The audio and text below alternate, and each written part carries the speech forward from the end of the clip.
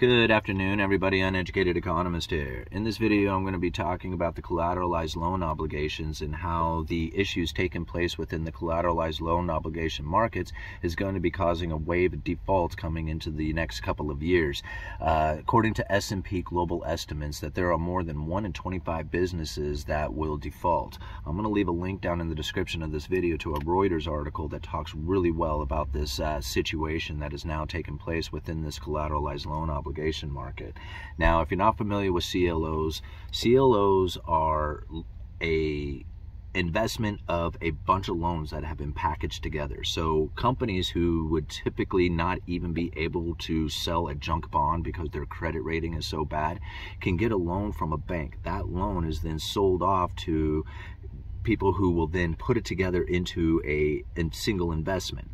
They will cut it up into tranches, which means that it has different credit rate or investment ratings to it, meaning that as these companies pay back their loans, the top tranche will get paid first, and then following into the rest of the levels of risk. So the top tranche is very low risk because obviously not everybody's going to be making their payments, but the people who do will make sure that the top tranche gets paid first. Now, the very bottom of the line is what they refer to as the equity investors who receive excess cash flow. This is the very bottom of the tranche, right, which is the highest risk. Now, the situation that has taken place right now is that there haven't been large credit losses yet, but the expectation is that bankruptcy rates will go up. Now, the reason why the bankruptcy rates will go up is because that these investors who would typically be buying into these collateralized loan obligations are stepping away from the market. They're like, man, that is just too risky stuff, and they don't pay enough to justify the risk that we would take for these things. So the market is basically stepping away from these collateralized loan obligations. They refer to it in quoting as a slow burning or rising distress, because what's going to end up happening is as these companies start to need to refinance their loans and finding that they're unable to find the loans to refinance with, because the market for these CLOs have dropped, right? So if the investors are not interested in the collateralized loan obligations themselves, right, the investors are like, hey, that risk is too much and they don't pay enough, well, then the people who package those things up will be like, I don't need these things because I don't have a market for it. So if there was a demand for these things, that I would be buying up these loans from these banks who have issued out these loans to these bad companies essentially, and then be able to package it up and sell it off to investors. But the investors are simply just not there. So the collateralized loan obligation market is like, hey, we're not building new ones of these. And that in turn does not provide a place for these businesses to get funding, right? So if the collateralized loan obligation market is like, hey, we're not there, the investors are like not participating, then there's no place for a lot of these businesses to go to try and get funding to refinance their old debts. And that's the situation that is now starting to take place within this market. Now, it's huge. Now, listen to some of these, right? The collateralized loan pools need to refinance $354 billion worth of debt in 2024. And another $813 billion of debt in 2025 and 2026, and that's according to the S&P estimates. So you can imagine that if the interest rates are to stay elevated going into the future, there is over $1 trillion worth of refinancing from these businesses across America who are not going to be able to find refinancing due to the higher interest rates and the demand that is coming from the market saying, hey, we are not happy with the risk that is being provided here. Now, here's the real issue when it comes to these CLOs, because typically the risk would just determine the interest rate. So if the risk goes up, the interest rates go up. Now, here's the situation that's going on with these collateralized loan obligations is that the equity investors, they're the ones, so you got the tranche, right? You got this kind of like a pyramid of levels of investment, right? So you have like the top tranche, they get paid first, they have the lowest interest rates or the lowest return on their investment. because it's the safest one. As these companies paying back their loans, they're going to get paid. Moving into the next tranche, you know, the interest rates go up, but the risk starts to go up as well, as they may not get paid if the first tranche doesn't get paid first. So they get paid, then the second tranche gets paid, and then on down the line. Now, the equity investors who receive excess cash flow, this is the problem. They had been receiving up to 15% return. Well, now that has dropped down to 7%, and the reason for it is that the top tranche is now demanding more compensation for the risk that is at the top, leaving less cash flow going to the bottom investors. And if those guys are not participating in the market, then the collateralized loan obligation market doesn't have one. So those equity, the equity investors who are down there at the bottom tranche, they're looking at 7% when they were getting 15%. And the 7% is due to the fact that the upper tranches are demanding higher returns. The market just simply isn't there. They're like, hey, this isn't working for us anymore. So now the businesses don't have places to go to get the money, right? Like typically they could go to a bank and say, hey, can I get a loan? They'd be sure the bank would sell that loan off to be packaged up in a collateralized loan obligation. Well, that's not available to them anymore, and that's the problem that we are going to face going into the future over the next couple of years, is that these businesses will just simply not have a place to refinance their loans if the interest rates are staying elevated and the risk is elevated and the demand from the market is saying, hey, we have too much, you know, basically we are asking much more for that upper tranche, leaving very little for the lower tranches to make the risk worthy to them. The market just simply won't be there.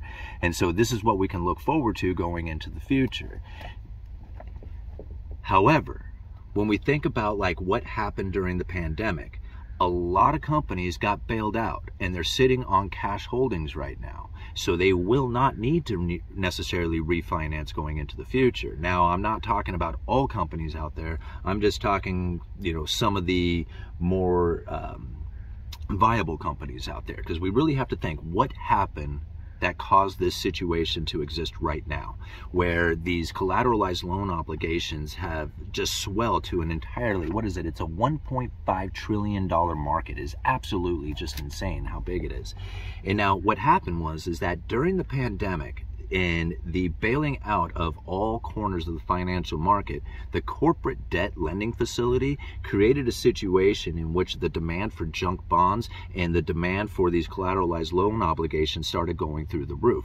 Now, this is what's the situation that took place, because when the pandemic kicked in and these special purpose vehicles were set up, they were set up during a unusual and exigent circumstance. Now you have to think, this is a situation in which that would never have existed if it wasn't for the pandemic.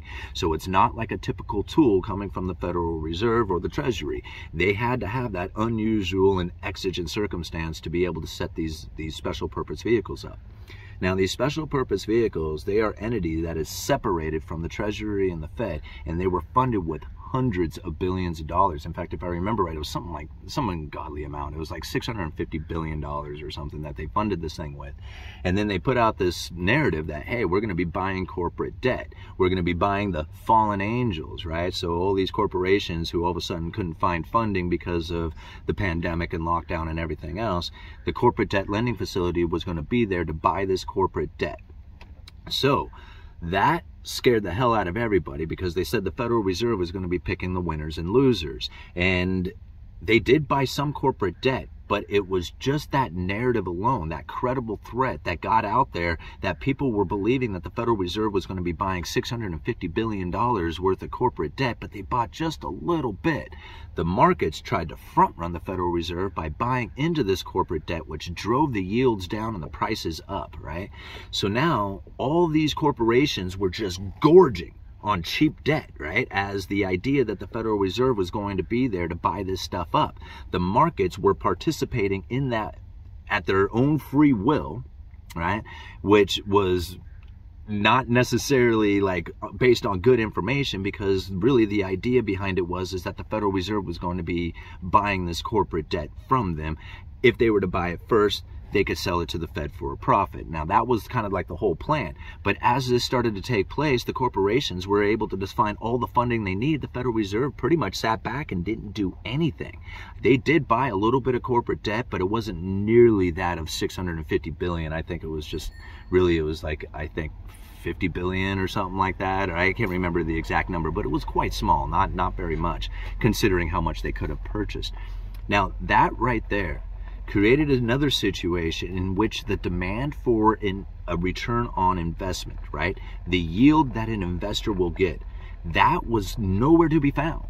Right? So as the Federal Reserve was, putting out this narrative, hey, we're going to be buying corporate debt, it started driving the yields down on corporate debt, and then the capital investors out there, who are looking for a return, the fixed income investors, I should say, couldn't find a decent return within the markets that normally had a higher return, these corporations, right? So they go into junk bonds and realize, man, these junk bonds, the yields on them are just terribly low. So now you got to take on even more risk, and they were finding it over in the collateralized loan obligations. So now the collateralized loan obligations during this time had a huge market, when they typically wouldn't have a market because of how much risk that is involved with buying these things.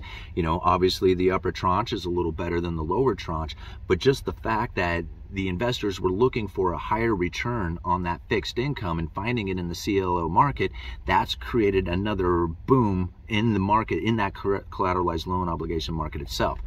Now, as the interest rates are elevated, those fixed income investors are finding, the ability to have a decent return and not take on the risk of going into these collateralized loan obligations. Or here the higher end on the tranches is asking for this bigger return, and the lower end, the equity investors who are receiving less of a return on it, doesn't make it worthy to them. In fact, what we were saying, it was they were getting 15% return and it has dropped down to 7%. So they're like, man, that's just too much risk.